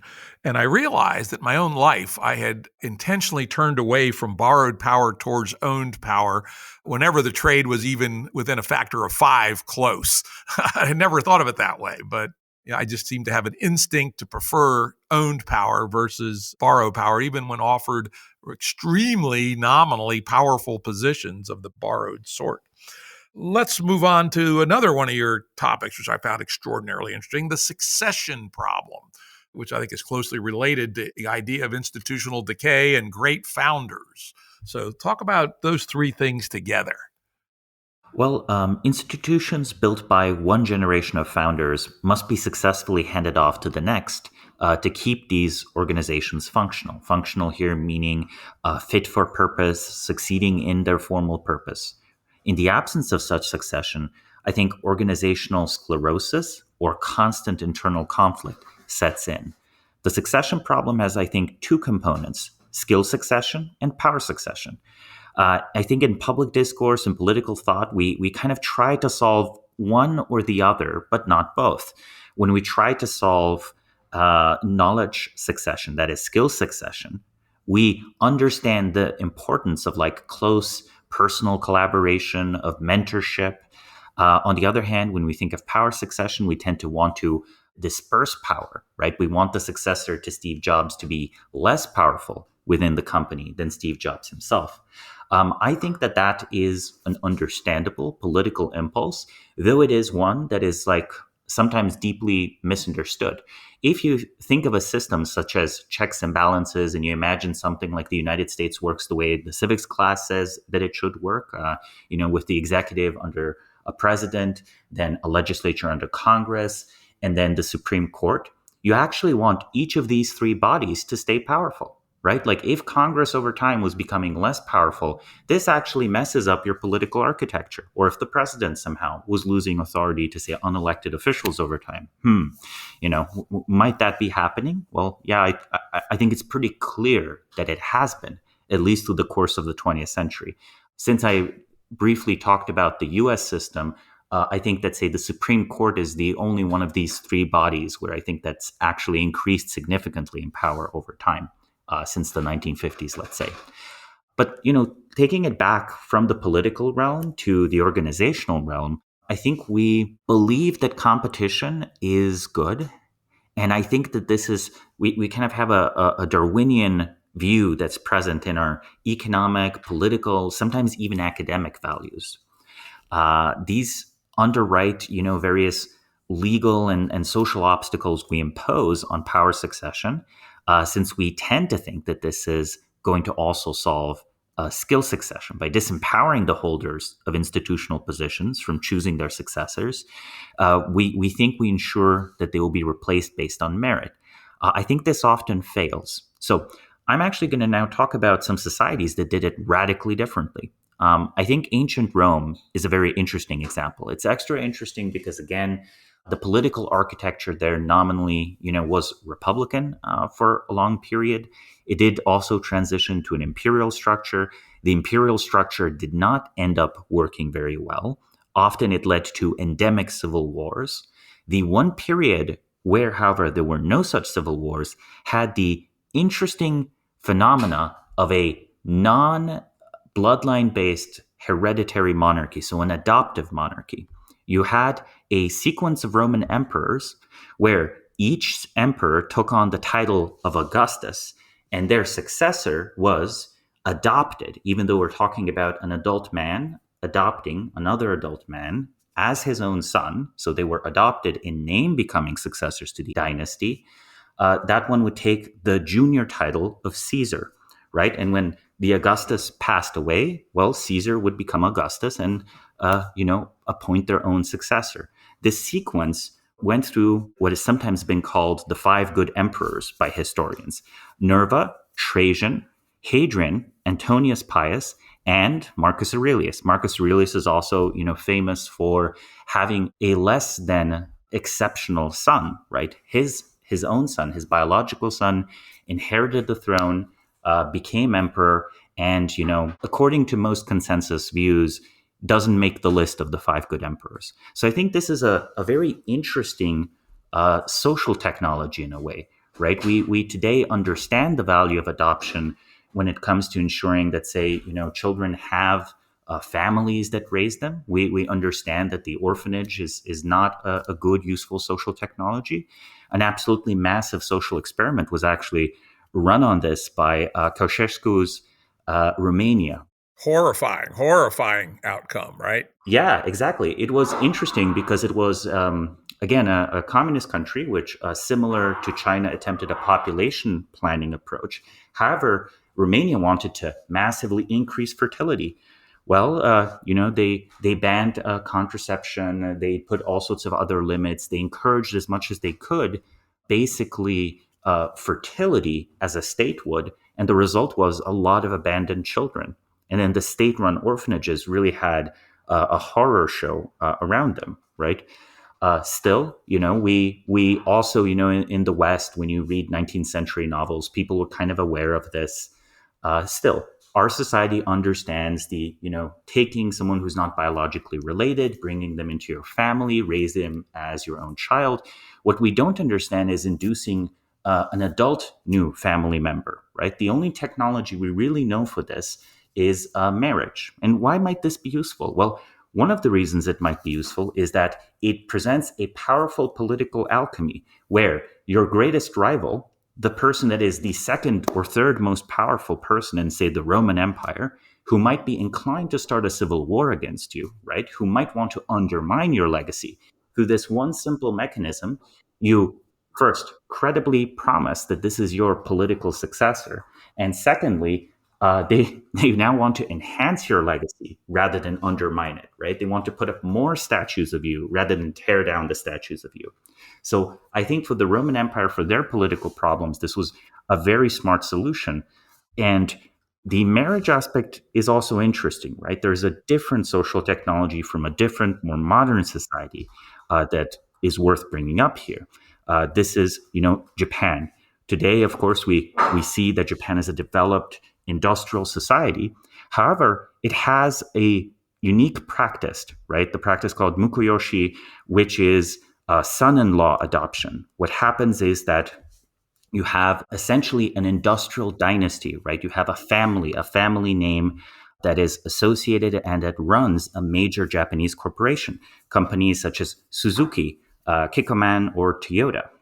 Well, all of these companies have in fact made use of the practice of mukoyoshi, that is the practice of son-in-law adoption, where the daughter of the current industrialist is married off to someone who is selected for their business acumen. And this son-in-law adopts the family name, right? They adopt the family name. And again, you have social succession without a straightforward familial tie. Yet all the intangible social capital of the family name, right? Friendships, reputation, personal assets, not just company assets. These are all transferred. And I think that makes it for a much stronger position in terms of solving, say, the power succession problem. Like, how could have Steve Jobs, handed off his company to someone? Well, the West doesn't really have such a straightforward adoption technology. I think we have some weaker versions of it, such as, say, in mathematics, being mentored by an exceptional mathematician is usually considered in itself a credential. Now, of course, you have to demonstrate exceptional mathematical abilities. But the fact that that is considered a credential shows that when it comes to mathematics, at least, we do believe in skill succession. We do believe in real knowledge transfer and education. Possibly here, I would make the analogy to the orphanages, where perhaps when it comes to the very peak of human performance, universities are much more like orphanages and mentors are much more like parents than is usually acknowledged. And, that's an argument that goes back to Socrates. Yeah, that's interesting. Yeah, let me probe on this a little bit. The famous Roman Empire succession problem, where other than a short period of time with the good emperors resulted in one civil war after another. Yeah, it's like crazy. It's amazing it lasted so long, right? Holy shit, the institutional robustness. And then the other one you didn't talk about, but you do talk about it in the book, is the overly complicated scheme put together by Diocletian, where he formally had junior, Caesars reporting to the Augustuses, division of territory amongst all four of them, the East and the West. And from kind of a social engineering perspective, you'd say, yeah, it seems kind of interesting. But the game theoretics of that turned out not to work, right? So one has to be really skeptical about any such arrangements. I famously say that one of the biggest things I learned from my foray into complexity science is epistemic humility about such things, right? They often don't evolve the way the founder intended by any means. And I think the Diocletian story is a classic example. I would also, though, say that in the business world, which is really where most of my experience comes from on such things, there is often really thoughtful attempts to deal with the succession problem, but they don't always work. For instance, in two big companies that I work for in very senior positions, we had a formal succession plan that went 3 levels deep from the CEO. And each person on the succession depth chart could be rated as either ready to move up, ready within 2 years to move up, or possibly ready at some point, but not yet there. And we tried to have at least 3 on each rung, including for the CEO. And basically the rule was that let's say at the Thompson Corporation, where this was pretty well established, that if nobody was ready, then you went outside. But if somebody was ready, you gave them the job, essentially. And that worked quite well. And we did an annual review of the succession depth chart for each person. We did it recursively down the tree, where the bosses, one level up, got together as a committee and reviewed the succession plans for each of their equals, essentially. And that actually worked. The second point is, and this is very near and dear to my heart, the difference between power and skill. And I think there's two parts of that. That one, I'm becoming more and more skeptical about role-based authority, and this is the power component. In fact, in our Game B ethos, we argue that we should try to transition to role-based authority, where the person who has the greatest skill in any given domain has temporary leadership, but cedes it back when their particular skill set is no longer the optimal one.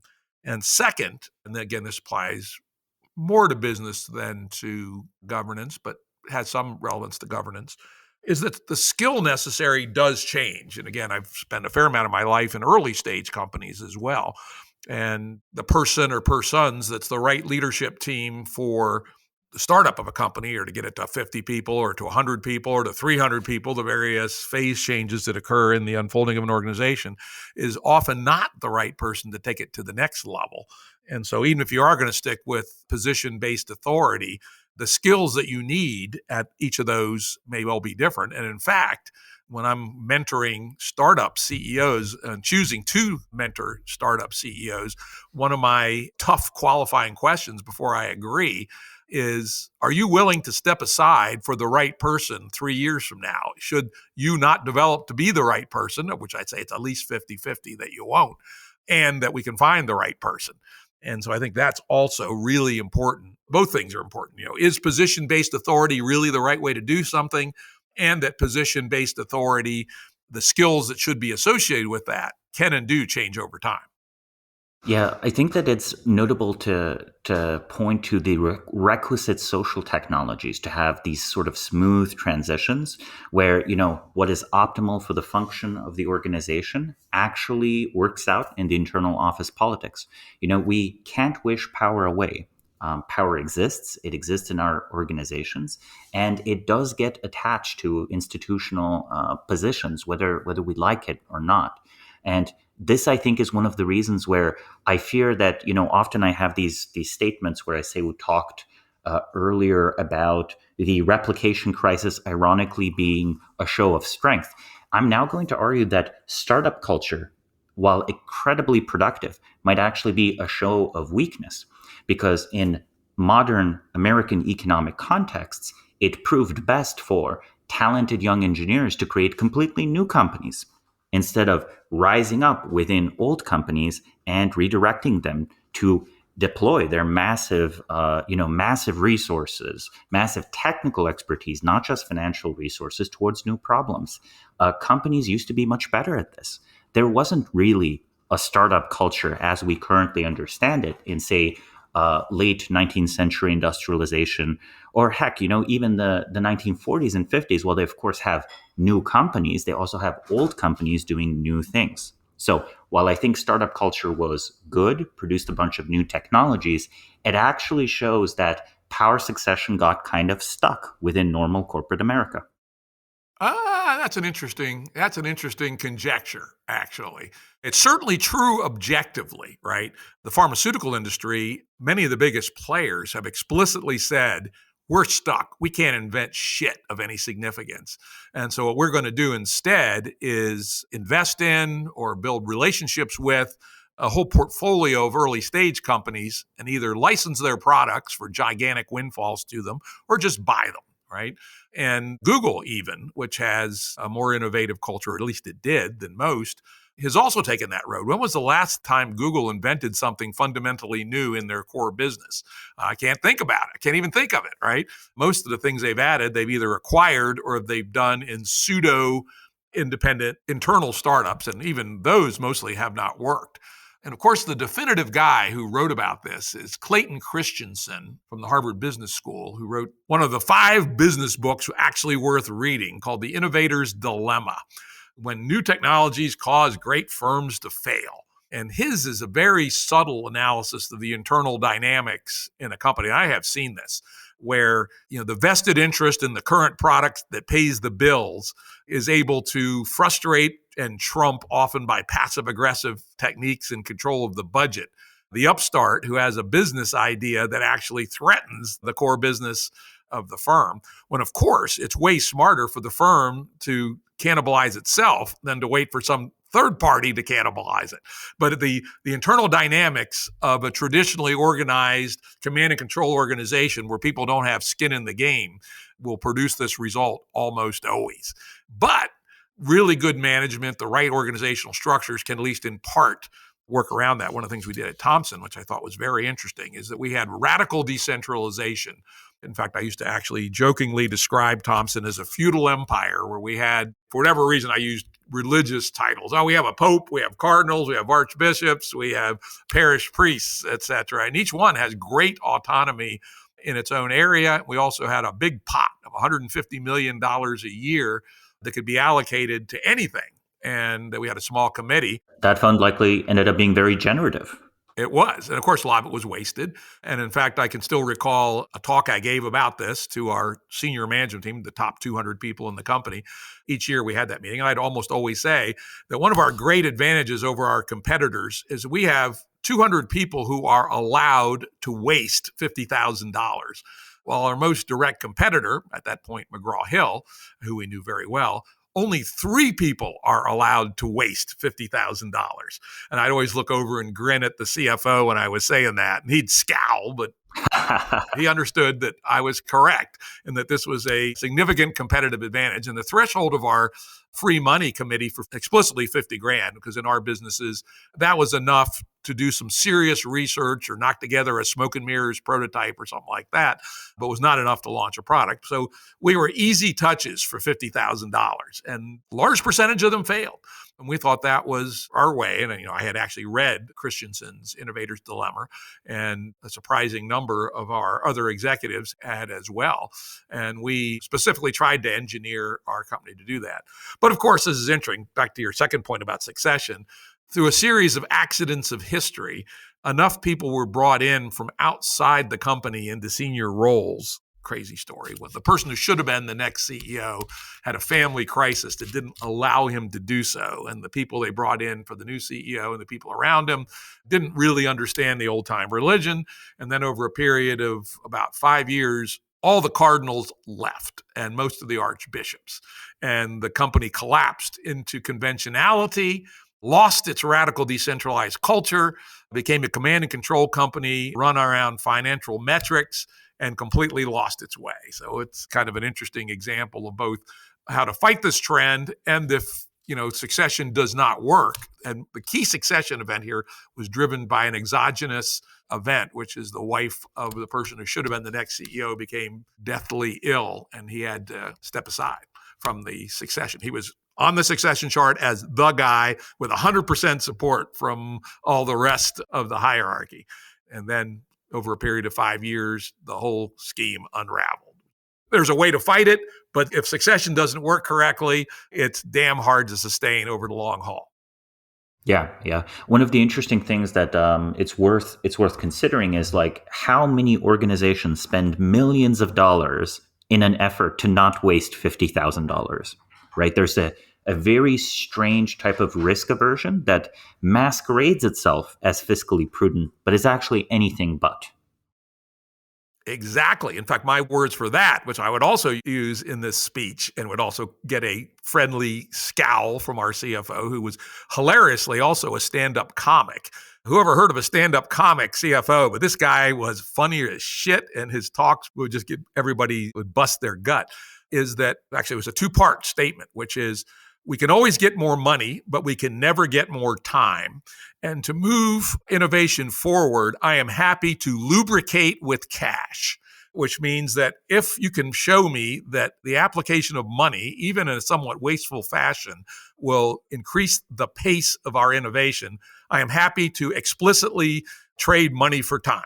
And to your point, there are many corporations with extraordinarily anal financial allocation mechanisms that either spend millions to avoid losing 50,000 or are so anal about not losing 50,000 that they lose pace.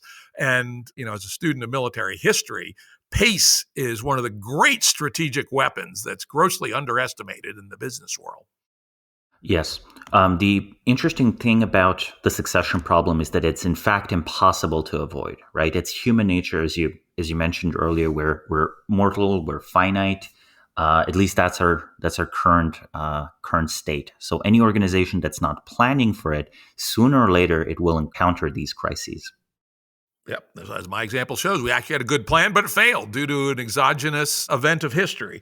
And of course, we probably should have had the equivalent of the Roman censor or something that could intervene, but we didn't. Our mechanism was not robust to a single failure, which was unfortunate, but that's the way she goes. You give another interesting example of kind of pseudo-democracy, but with this succession mechanism, and it's a little different than what we think of as democracy in the West, and that's Botswana. Maybe you could run through that example quickly. Yeah, Botswana is an interesting country because it's a resource-rich country. So development economists would tell you that this means that necessarily it encounters the resource curse, which I think is not a phenomena that is quite as real as economists would like to say it is. It's an issue where a relatively simple extractive economy results in political instability and all sorts of other issues. It's a landlocked country, which is extra bad in a relatively globalized world, as the world was in the post-colonial period, as it arguably still is. Having access to the world's oceans is absolutely vital. Shipping costs remain massively lower, as the word implies, over the oceans, over sea, than they are over land, right? A cargo ship still beats a train. And, of course, we're talking about Africa. The infrastructure wasn't developed yet, so there were no real trains. Despite all of this, in the post-colonial period, post-independence, Botswana struck a productive partnership between the country itself and the De Beers Corporation, which is a diamond corporation. So not only was this, a resource-based economy, it was a diamond-based economy. This should have failed, and I think a significant reason that it didn't is that every single president of Botswana has been the vice president of the previous one, where learning on the job is very much something that can happen. Since this is a tiny, tiny country with, a population in the hundreds of thousands, I very much can relate to this since I grew up in Slovenia with a population of 2 million people. And a common political saying is, for a country of this size, we have about 1.5 teams available, 1.5 competent teams to run an administration. For Botswana, this problem, of course, could only have been compounded. This is then a system where there is public assent, right? There are elections. You still have to win these elections, but you gain something of an incumbency advantage since you, in fact, are a familiar face to the public. You know all the relevant members of the government. But this is not an incumbency of a single person. There's, in fact, a transfer, right? Since you are not the previous president, you are merely the vice president. I think this results in a rather smooth set of political transitions, and more importantly, enable the country to do the long-term planning that's absolutely vital for a resource-rich country. If we were to compare it to another, let's say, wildly successful resource-based country, such as, say, Saudi Arabia, arguably Saudi Arabia did a far worse job of planning for the future than Botswana did. Botswana's economy has started to diversify. Its corruption levels are among the lowest in the world. Its economic growth has been solid. The population isn't mostly in make-work government jobs, rather are gainfully employed in other sectors of the economy. And given all of their constraints, I think a small African country working well is one of those things we don't pay attention to, but actually perhaps it's way more worth paying attention to than another country not working. at the end of the day, there's only so much you can learn from train wrecks. You have to also study working trains, at least if you're in the engineering or reverse engineering business. Cool. I like it. All right. Well, that's extraordinarily interesting. I've been watching Botswana out of the corner of my eye, and it does stand out as a statistical anomaly again and again. It's very interesting to learn more about the mechanisms that they may have used to achieve these outstanding results. Well, unfortunately, we've run up against our time window here, but this has been such an interesting conversation. I would love to schedule a second episode to finish going through the book and have some other conversations along the way. Does that work for you? Oh, I'd be delighted. Well, let's do it. All right, guys, let's wrap it here. Production services and audio editing by Jared Janes Consulting. Music by Tom Muller.